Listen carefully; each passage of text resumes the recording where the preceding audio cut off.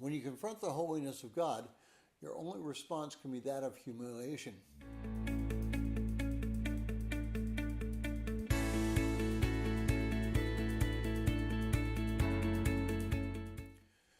Well, if you're joining us in reading through this month's reading plan, today's reading is Isaiah 6, 1 through 13, and I encourage you to read that passage.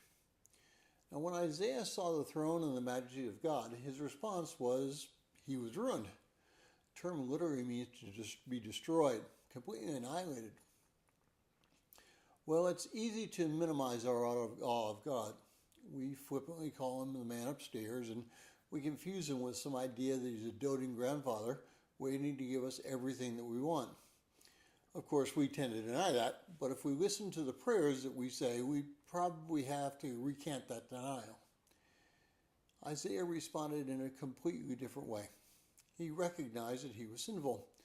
He recognized that those around him were also sinful and that he was ruined. If we're honest with ourselves, we cannot possibly suggest that we have anything to offer God. Our entire life is filled with sin, of which many times we don't really know that we're sinning. This is the root from which Calvin described as total depravity. We have nothing to offer. But then a change occurs. Isaiah's lips are touched by burning coal, and he's told that he's been forgiven. Then comes the question, who will take my message? Isaiah's instant response is that he will go. Well, what is our response to being forgiven? What are our marching orders, so to speak? Are we willing to go?